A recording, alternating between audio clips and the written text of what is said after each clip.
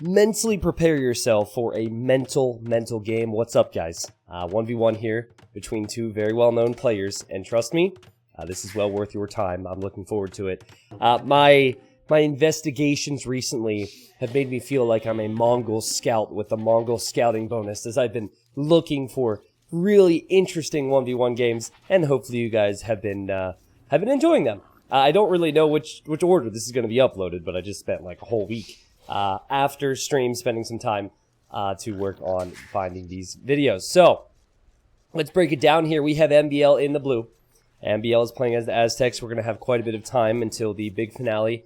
And then we have Hera. Hera's in the red. Now, MBL and Hera, they both go for non-try-hard civilizations every now and then. They mess around with certain civs.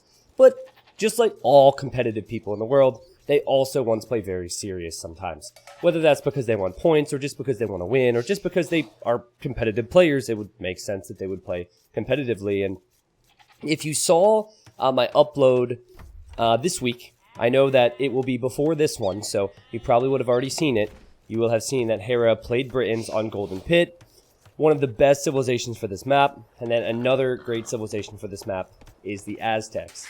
Now, if you would have said that maybe 2.5 years ago, that someone would pick Britons on a map like this up against Aztecs, and Britons could even be in the conversation, many people would have said, well, you're crazy. But with many changes, and I think it's 50% DE pathing not being great for melee units right now. It's not the worst it's ever been, but still melee units like Eagle Warriors do struggle to engage. And I also think it's just 50% straight up meta change. I think that initially really bad pathing when the game first came out did change the meta. However, I think it's going to stay the way it is right now because players are able to use ranged units so well. And people have just perfected Britons at this point. Civ that when I first started casting was not necessarily the best, but pretty solid.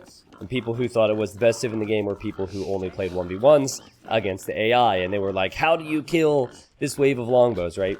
Yeah, I understand it. Okay, just to make sure here. Okay, I thought I got a text which was kind of an emergency, but I did not. So I am going to break down everything in terms of stages of the game, where civs can be good, where you need to be. This is really one that I'm excited about because not often do I have a game where there's so many different talking points. Seeing as it's Golden Pit, you only get 6 tiles of gold near your base. So what I've seen low elo legends do is go aggressive in feudal age and try and pressure, but what high level players do is they tend to just wall. MBL already starting to do so. There's not a lot stopping him from getting a wall here, and then a wall up here, and players just play it safe and they go fast castle. Like many maps right now in the ranked queue, good players can wall, and it is the best play to go for fast castle. So that's kind of what you should expect here, and then long term, the goal is to take control of that gold in the middle. You don't want to go too YOLO because you have plenty of gold to work with. There's still 800 gold per tile. 8 times 6 is 4,800? Something like that. Sorry, math. No math on video. But you do need to eventually think about taking the middle. And at this level, that means late Castle Age. Late Castle Age, early Imp, that's when every town center that's up in the middle, every castle that's up in the middle, or just any unit that's blocking someone from getting to the middle is really, really important. So you look at Hera. Hera's already beginning to wall. I believe Hera pushed 2 of his deer. MBL has pushed 1 of his deer.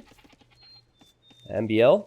I think he just saw Hera's scout here. So the one thing that could hurt you is if you send a villager out that does not have loom, that scout could kill you. So I think that instead of walling right now, he's just going to play it safe.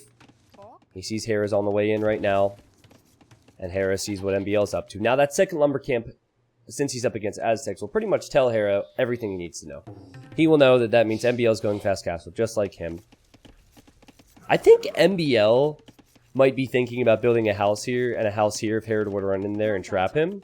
I think Hera, he's pretty well known for his traps. Notice that. That's kind of funny. All the small things these guys do. But let's talk Civ matchup, okay? So, Britons, what are their pros? Well, they get +1 range on their archers when they enter the Castle Age. That means 8 range crossbows. Their archer ranges also work faster. So those are 2 things. You can get the highest range archers out in the field and you can get them faster than any other unit that's coming up against you, right? That's really, really good. Also, archers are quite cheap, but they do cost wood. Thankfully, town centers are cheaper for Britons as well. So with many other civs, let's just use Ethiopians as an example, because Ethiopians are another great archer civ. If Hera were to go fast castle into 1 or 2 range archers, he would still have to spend 275 wood and then 100 stone for his second town center for his economy. With Britons, you don't have to spend that much. So not only can you get the archers out and have the additional range, but then the TCs are super cheap. Now you have a few options. You could go for double range, so extra military commitment, and then maybe 1 TC immediately. Or you could go for the economy approach, which players tend to take more now than ever. And that would be 1 archer range and then 2 additional town centers. You'll see this once we get close to it. But the point is, there's almost nothing stopping Britons from getting the archers going early, and they'll continue to grow in numbers while also having a good economy. Now, Aztecs, they are also a great economic civilization, and they have amazing options to counter Britons. So they have options like the Eagle Warrior. Eagle Warrior with 9+8 attack potential. Elite Eagles have high pierce armor, very good against archers. So that's one thing that Britons will be kind of leery of later on. Also, Aztecs get Atlatl Skirms, so with the unique tech, they get extra range and attack on their skirmishers. So they do have Skirms and Eagles to counter those longbows, or Arbalest, or whatever it may be. Also, they have Siege Ram. So Siege Ram is quality. Siege Ram, you can usually push Britons pretty easily. And here you have Hera already building the range. This is actually a pretty early click up for what he's trying to do. He's not quite as quick as he would have wanted to the Castle Age, but at least he's in feudal. Anyways, so they have Siege Ram, they have Siege Onagers, so heavy siege is needed for the Britons. There are plenty of options. I say plenty, you know what I mean. Sorry. I actually shouldn't be recording this right now. I have to leave in 50 minutes. I have to get a bunch of things done, and I figured I need to do this now so you guys can see it. So, my apologies if I seem a bit rushed. But yeah, they have the siege, they have the range, they also have the melee, okay? Aztecs are great. Now, Britons, on the flip side, are even stronger nowadays than they were in the past because they get access to supplies, which makes it cheaper for them to make infantry units. So, the big thing with Britons is you normally commit to archers, and in order to make the archers strong, you need a lot of them, and then you need to get all the ranged upgrades. So you need Bodkin Arrow. Well, you need Fletching, which is 100 food. You need Bodkin Arrow, which is 200 food. You need Bracer, which is 300 food, and that's not counting the gold cost. That's not counting Chemistry, which is another 300 food. And so what would happen is, players in the past, before supplies came out, would make a ton of archers, and they would want to max out on upgrades with those archers. And by the time they were able to max out on those upgrades, they didn't have the leftover food to go for infantry with the archers. So the straight Eagle or straight Skirm, whatever it may be, from Aztecs was stronger in the past. Nowadays, since you have supplies, which is a tech that makes the food cost in your infantry cheaper, it's actually a lot more feasible for a civ like Britons to make their champion line. So they make the champions for the Eagles, they make the champions for the Skirms, and then they have the longbows. Get it?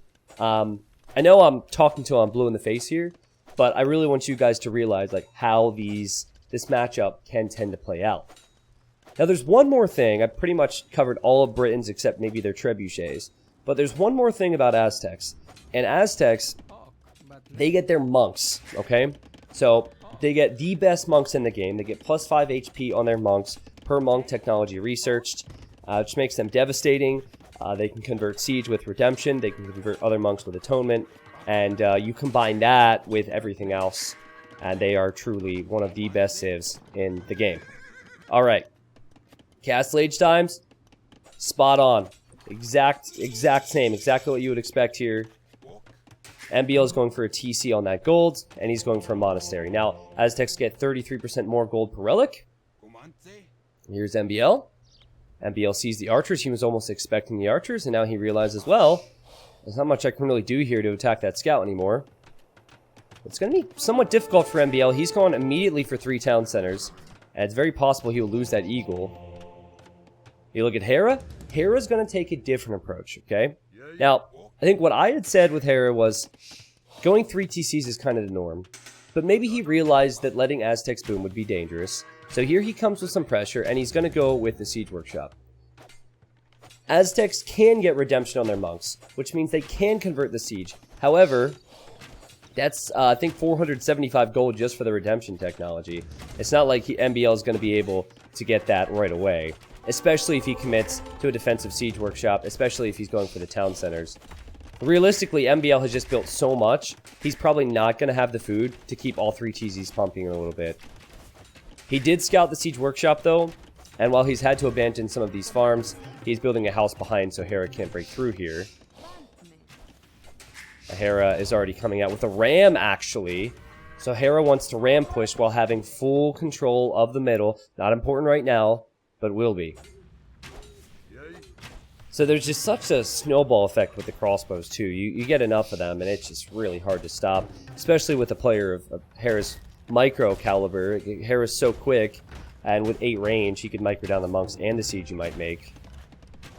The ram is a little bit surprising for me, but it will mean that he could break through here sooner rather than later. And MBL will have a Mangonel waiting behind, and he has a little bit of eco with it. Alright, that house goes down. MBL is actually pop-capped because of it. MBL is known for getting housed. That's the best strategy against MBL. Just take down his houses. Alright, this is why I was a little bit confused by the ram. It's always going to be short-lived. Now Hera, 2 TCs back at home. TCs are working. He's 5 villagers behind, but he has good map control. And he has military he can work with throughout the rest of the game. So he's continuously keeping production going with the 1 archer range. Not overcommitting to the range, and also making MBL's life a little bit difficult. MBL is just playing defense. This is why I don't really like Golden Pit in most cases. Because when you have fast players, you want aggressive maps instead of just booming. That's just my opinion, and I know the pros share it right now with the ranked queue, but I have to resist the urge to bring it up every single time I cast one of these games. This one, it certainly made it amazing. Alright, Hera now has added the 3rd town center, right? Yep, he's over here. So I guess the question now is it worth it? Is it worth it to have come forward to basically destroy houses and idle a few farms? Well, it certainly wasn't a waste, let's put it that way. You also have to consider that Hera has not been idled at home at all. So his eco balance, his positioning, everything that he wants to do is exactly as he would have wished. Alright, Hera sees the Mangonel. Hera backs away from the Mangonel. There's now 2 Mangonels there. MBO also has a few monks. Only 30 HP for now. No real upgrades on those. You might just be worried that something else, like maybe a knight might run in if Hera wants to go for something crazy. You'll notice that Hera has kind of stopped producing from the siege workshop. And wow, very nice micro from both players there. Beautiful dodging. Difference is MBL has the repair vills there, and he has 2 Mangonels. So Hera actually has 7 range on his crossbows. Will have 8 range if he gets Bodkin Arrow, but he's just prioritizing economy. Really cool stuff, though, to see the splits and see the pressure like this. You'll notice, though, Hera, who has the map control, has gone to stone. This is where the game starts to get interesting. Remember, I said late Castle Age. Currently, MBL can't even take these 3 golds. But late Castle Age is when not having the middle is a huge deal. MBL can play defense for only so long. Alright, wheelbarrow now for Hera. Good eco upgrade. And he's pressuring this TC. Amazing micro. Amazing what he's been able to do here. Down 8 villagers. I would prefer map control over eco. Let's just put it that way. So far, Hera hasn't seen much. He saw maybe 2 monks. But the monks haven't tried to convert his Mangonels. He's certainly aware that redemption is a thing. He knows the dangers of going for this type of a push. But he might also be thinking MBL might not be able to afford it. My score is pretty high. I think that's largely due to scouting. But you never know. Hera's thinking, if I can maybe get a castle up and continue to micro well here and pressure MBL and maybe get a castle up, then MBL can't expand, which is so important on Golden Pit. Now that's 3 Mangonels attacking MBL's TC. He's forced to put wood into repairing it, and now he's getting redemption. With redemption, monks can convert the siege. Mangonels have 7 range. The monks have 9 range. Monks are at 35 HP now. They get plus 5 HP for converting that, or for completing that tech. Now, Look at this. Hera, he knows redemption will eventually come. He has a huge lead right now in terms of military. It's 20 military against 8. MBL's going to go for a sick little play here in a moment. Hera has come forward with villagers. He knows this is the time. If he can get a castle up, he can win. Now check this out. MBL's getting Sanctity. He has just as many monks as Hera has Mangonels. And if you look at Hera's point of view, he doesn't know that monks just hopped into that town center. Watch this play. Boom, boom, boom, boom. 4 Mangonels. 4 Mangonels converted. It's a failed castle for Hera, and his army flattened. That is one of the sickest little plays I have ever seen. Hera gives him the well-played, classy response from him. Sick from MBL. Like, I have seen conversions like that. And, Aztecs, we all know about their monks. That's no secret. But the way MBL did that, so just to explain, he numbered each monk. I know he does control groups on his mouse, so I'm actually going to link his point of view in the description if you'd like to watch his point of view on it, because it's really interesting. So he numbers all the monks, 1, 2, 3, 4 on his mouse. He ejected them into the TC, timed their ejection with the Mangonel shots from Hera, and it was almost instant conversions. He just clicked one click, 2 click, 3 click, 4 click, boom, boom, boom, boom. Conversions came in. Obviously landing the stylish shot and the crossbows did it. Denied the castle, and at that point Hera's like, well, this is just game over for me. MBL is going to be able to expand. I have no army anymore, and the commitment just wasn't worth it. Now, was that 110% $1 million tournament meta from Hera? No, it was not. It wasn't from MBL either, but that was an amazing way to counter that Mangonel push, and the execution there was just so smooth. He could have easily got redemption. Like, I could talk about this all night. I don't have time, but he could have easily got redemption and just did one. Like, just tried to get one conversion just to push Hera back. He could have done that.